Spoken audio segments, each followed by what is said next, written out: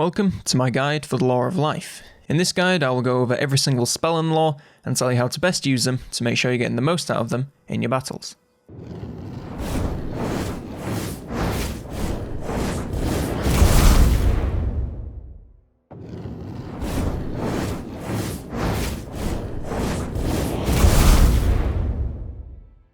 The Lore of Life is a varied spell lore with options for both attacking your enemies and helping out your own units. It's especially useful due to the regeneration options it has, which allows units other than the undead to regenerate health while in battle, which can be incredibly powerful if used correctly. This is also one of the cheaper lores, with only 2 of the 6 spells costing more than 10 winds of magic, and 3 of those only costing 6. This lore is also used by Bretonnia, the Empire, High Elves, Lizardmen, and Wood Elves. Starting us off, we of course have the passive of the lore, Life Bloom. It is activated when the Life spellcaster casts a spell and causes all allied units to gain 40 HP over 50 seconds. While this is a tiny amount of health, depending on how many units you have on the map, this can be hundreds if not thousands of HP being healed every single time you cast a spell. As passives go, it's a welcome bonus to keep your army topped up on HP, but as usual it's not going to decide the result of the battle anytime soon. Our first castable spell is Awakening of the Wood, and it's an explosion spell. It costs 6 winds of magic, has a 31 second cooldown, and a 200 meter range. It can only be cast on the ground, and causes minor magical damage in a large explosion area. This damage is very weak versus armor, and any unit hit by this damage is slowed by 48%. There is also no option for an Overcast. This spell falls into a bit of a weird place, as it doesn't really do that much damage, but also doesn't slow the enemy unit for long enough that you have time to do something with it, so I'm a bit confused as to how you're supposed to use it.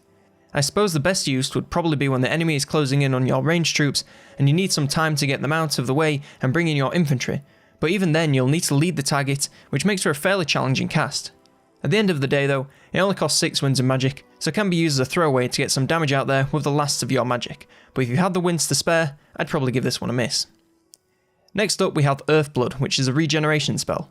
It costs 6 winds of magic, has a 30 second cooldown, and a 200 meter cast range. It can be targeted on any allied units or directly on the ground, and affects 4 units within its 30 meter area of effect, with up to 336 points of HP regeneration over 7 seconds. Unlike the Invocation of Nehek, this cannot resurrect dead models, so if you've lost half your manpower, it won't bring them back, and will instead bring the ones that are left back to full strength.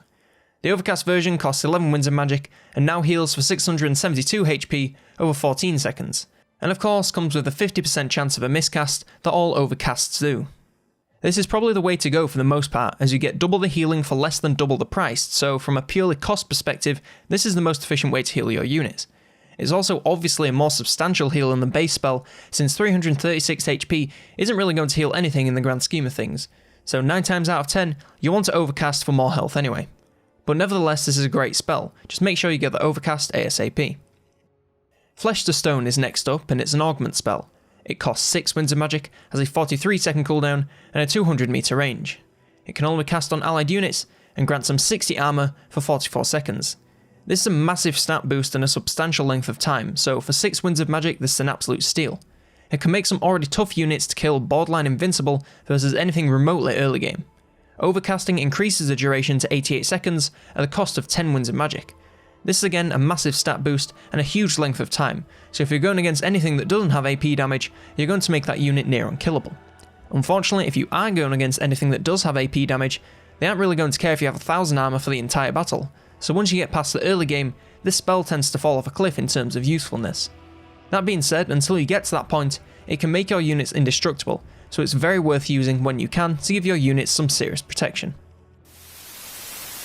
We interrupt our program to bring you this important message. You there, are you a part of the 11%? 11% of what? The 11% of people subscribed, of course. If you're not, well, what are you waiting for? The button's right there. Subscribing will ensure you never miss a video, and has been proven to increase your epic gamer skill by at least 1%.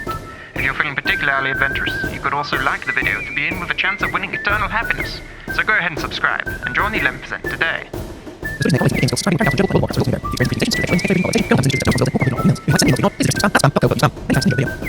return you to your regular scheduled programming.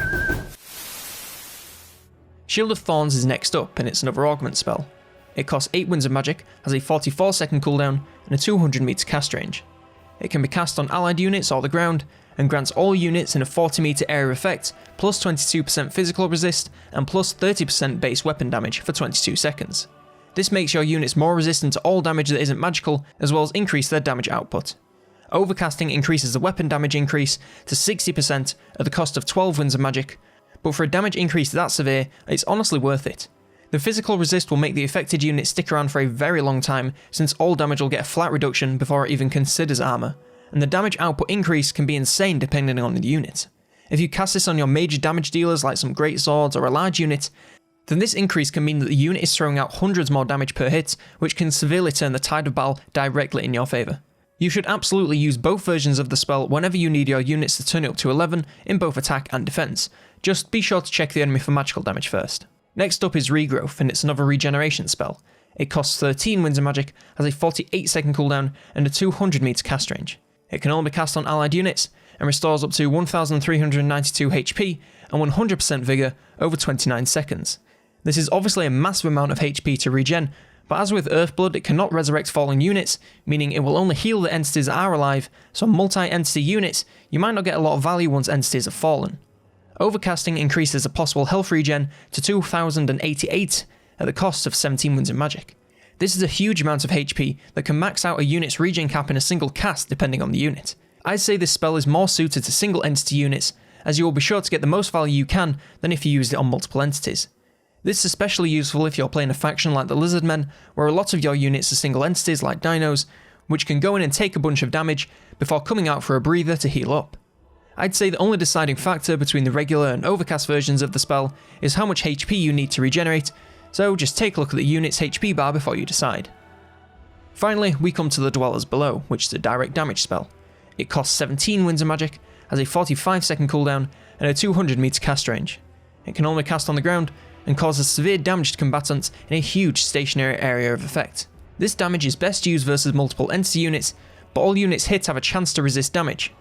Everything hit also suffers from minus 24% speed for 2 seconds after being hit, and the spell itself lasts for 15 seconds.